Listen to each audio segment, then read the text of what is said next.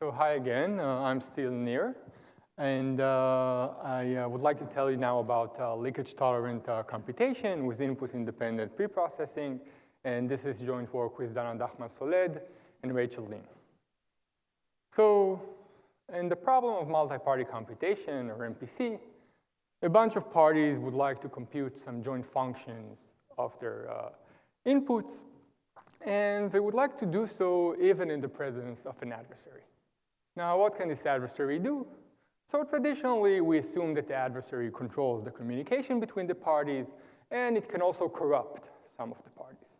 And we would still like to provide meaningful correctness and privacy guarantees for the remaining honest parties. Now, we have pretty strong and expressive feasibility results for this problem, but they rely on one critical assumption, and this is the assumption that the internal state of the honest parties remains completely hidden from the adversary. Now, in recent years, this assumption has been challenged as it was demonstrated that in some cases, the adversary can actually obtain some leakage on the internal state of parties using various side channels.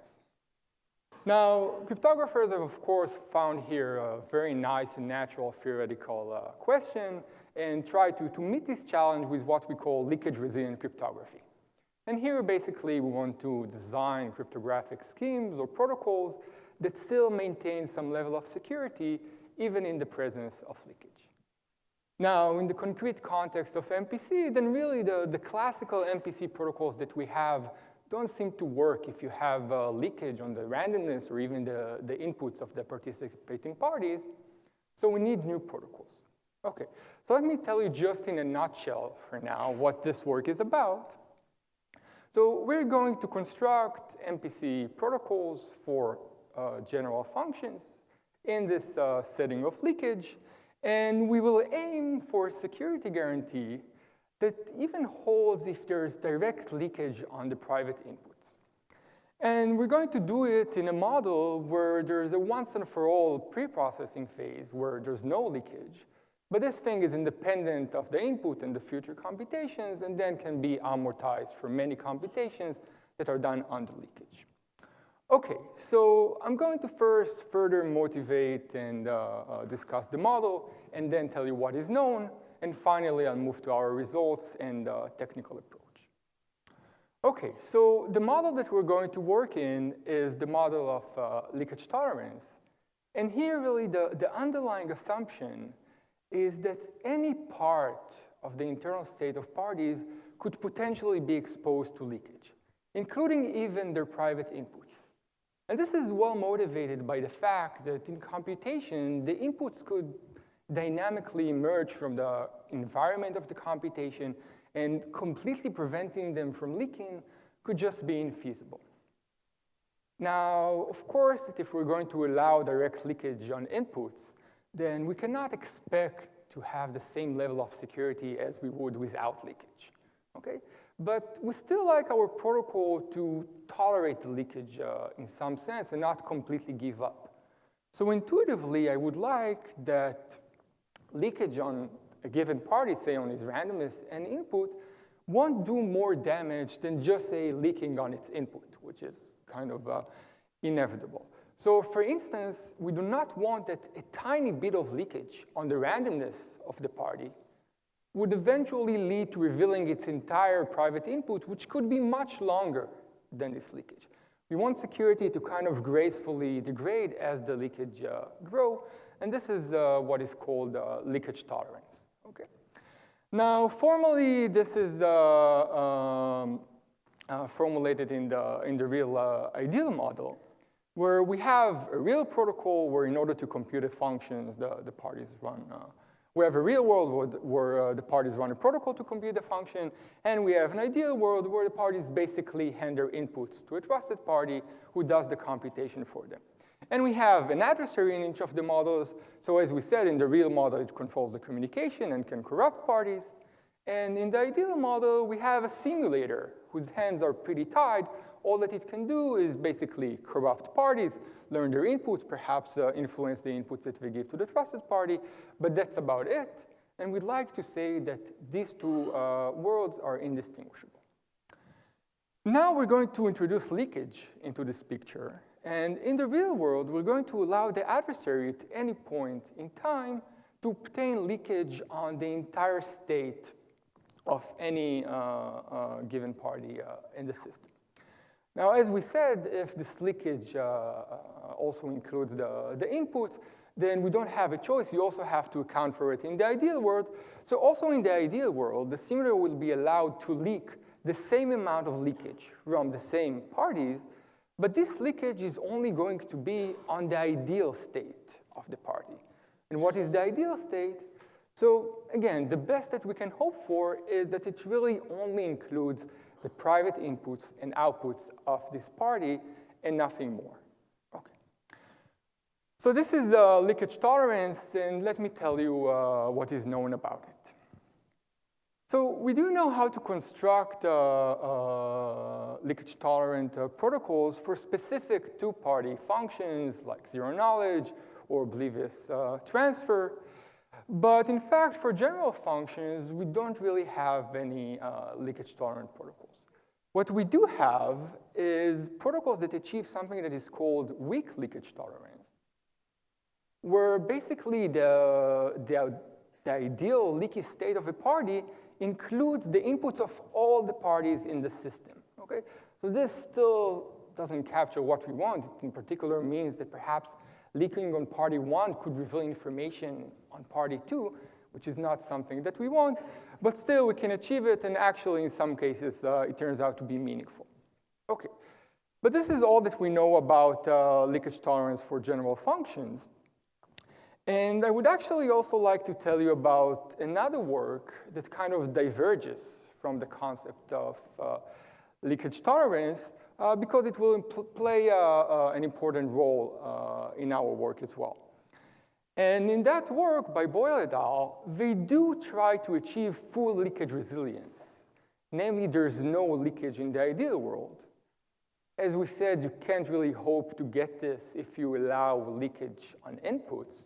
So what they assume is that whenever an input comes in, then the party gets a chance to quickly encode it or encrypt it, if you'd like, and this happens without leakage, and then the computation is done over these encoded inputs. Okay. Now, their model, okay, so in this model, actually, Boyle et al. Show that you can compute any multi-party function, assuming that you have some fraction of honest parties, and that the total number of parties is large enough. Now, the model has some additional aspects, some of which will be shared by our final result. So let me go through them a bit more carefully. So in their model, before any computation occurs and before any inputs come into the picture, there's an offline pre-processing phase that is done without any leakage and is meant to give the parties some initial private state for future computations. And this is done once and for all. And once it's done, it's kind of dissolves, and that's it. And then the parties can kind of go online. And now inputs start coming in, and we assume that, again, every time that an input comes, you can encode it without leakage and perform the computation on top of the encoded inputs. Okay? Now, the computations themselves, all of them, are already going to be done under leakage. No one is protected from leakage. All that we're going to assume that the leakage from any given party in such an execution is bounded by some function. Okay. Now this can go on, inputs come, you encode them, you do the computation. It's kind of a continual guarantee. So in this model, Boyle et al. Show how to compute any function, but as we already mentioned, it still doesn't quite solve the problem that is in the essence of leakage tolerance. It doesn't really deal with cases that we cannot prevent direct leakage on inputs. And in fact, we don't have any solution that deals with this setting and achieves the ideal security that we want. And this is exactly our goal in this work. Okay, so let me tell you now what we do. So our main result is a positive result showing that this stopped working. Okay. Is a positive result showing that you can construct leakage-tolerant multi-party protocols, and in particular, it accounts for direct leakage on inputs. And other than that, we share pretty similar features to the protocol of Boyle et al. We can do any multi-party function, assuming that we have some fraction of honest parties and an overall large enough number of parties. We also have to assume that in every execution, the leakage from any party is bounded. But we don't have to assume that in every execution, there's a leak-free encoding phase. This thing is gone. What we do assume is that there's still a once and for all offline phase, this preprocessing, and this is the only component that is basically leakage-free. Okay? And actually, it turns out that this is somewhat necessary. So there's a recent result by Dachman et al. That shows that if you really want to achieve perfectly correct leakage tolerance, which is something that we can achieve here, then some leakage-free ingredient is necessary. Okay. Now, let me also mention that we can actually formulate all of our results in the framework of universal composition with leakage, so our protocol composed in this sense. Okay. So in the remaining time that I have, I would like to tell you a little bit about our techniques and our high-level technical approach. And basically, we have a two-step approach where the first step is to construct a two-party leakage-tolerant protocol. And we do this in a kind of an augmented model where the two parties can use the assistance of a bunch of auxiliary parties that don't have any input or output whatsoever. And we do this assuming that there are no corruptions for now. And then we show how you can take such a protocol and combine it with the protocol by Boyle et al. That I told you about in order to get a truly leakage-tolerant protocol that can deal with leakage on input for any general function. Okay? We do inherit the same limitations on the number of honest parties and also the standard computational assumptions. Okay. Now, I'm not going to go into too much detail about the first step, about the two-party protocol, so I'm just going to say at high level that the way that we construct this thing is by showing a connection to something that is known as leakage-resilient circuit compilers. And we need these circuit compilers to have some strong form of simulation, and actually much of the technical work is devoted to constructing these compilers, which we do by carefully augmenting existing compilers. So this is all that I'm going to say about this part.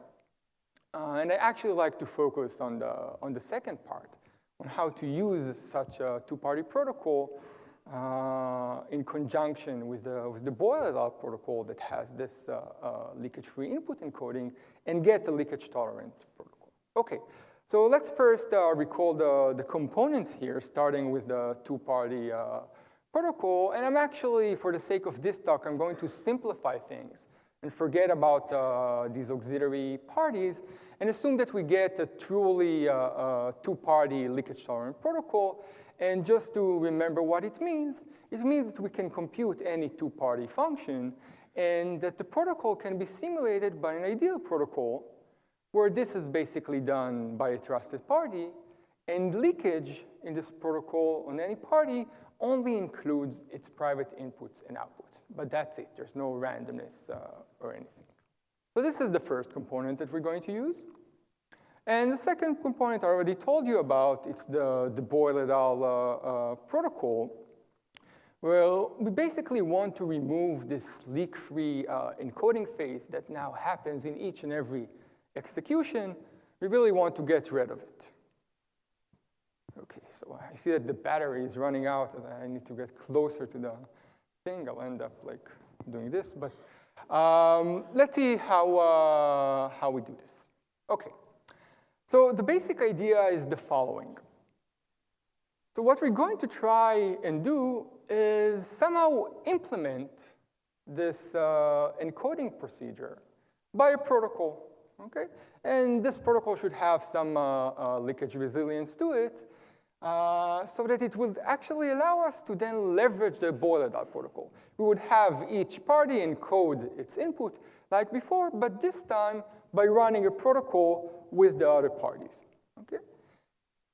Now, the question is, of course, how are we going to implement this protocol? And the answer is expectedly using our two-party leakage-tolerant protocol that we've constructed. Okay, so how is this done? So the idea is the following. Whenever a party would like to encode its own input X, it's going to choose some assisting party. And together with this party, we're going to run a two-party protocol that computes exactly the encoding function for the input. Okay? But the point is that for the randomness of this encoding process, we're going to use the result of a two-source extractor, where the extractor is applied to the two sources that are independently sampled by the two parties. Okay? So this is how they compute the encoding, and at the end of this stage, the encoding party would get an encoding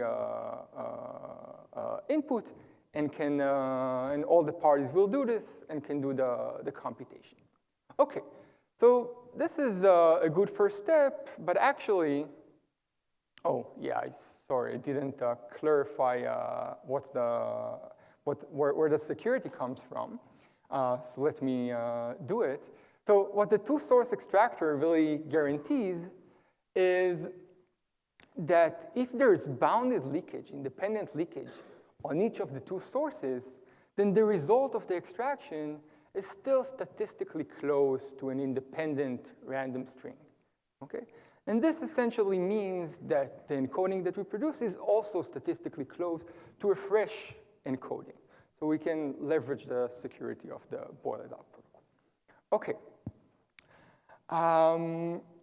There is a point here. And the point is that while this may be a good first step, it's not really secure if the assisting party is corrupted, okay? Because even if it's semi-honestly corrupted and it learns one of the sources in full, then by a little additional leakage, you can already gain information about the randomness used for the encoding, and we cannot get any security. Okay, so we are going to solve this, and the solution is actually based on the specific structure of the boiler-down protocol, and I'm only going to briefly sketch it. Okay, so for this, I need to tell you how their encoding looks like, and it's pretty simple. To encode an input X, they basically encrypt it under a fully homomorphic encryption scheme, and they also give a non-interactive zero-knowledge proof of knowledge that the encryption is proper and that the input is known. Now, the public key and the CRS for this computation are produced in this offline stage that we talked about. Now, our goal is going to be to implement this thing using a protocol where what we have on our side is just a fraction of honest parties and our two-party leakage-tolerant protocol. And for this, we're going to design a two-step protocol that works as follows. So in the first step, it is completely independent of the encoded input. We're going to simply, with each one of the parties in the system, create an encryption of simply 0, and also a NIZK that it's proper. Okay? And again, we're going to use this two-source extractor trick to create the randomness. And then in the second step, this is basically the encoding step, and this is already going to be local. Our encoding party is going to aggregate all of these 0 encryption to create the actual encryption of X that is going to use as the encoded input. Okay, it's simply going to encrypt X himself and kind of add all of these encryptions together. He also has to verify that these encryptions are proper and produce a NIZK of its own, but that's it. Okay, so just to say in 2 words, why is this secure? So the correctness comes here from the soundness of the NIZK and the correctness of homomorphic operations. And security should come because when we interacted with each one of these parties, then some of them we know that are honest. We don't know who, but some of them are honest. And for these parties, we actually generated good encryption, safe encryptions that we can use to refresh our encoding. Okay, so this is just the basic idea. Out of time, and I'll stop here.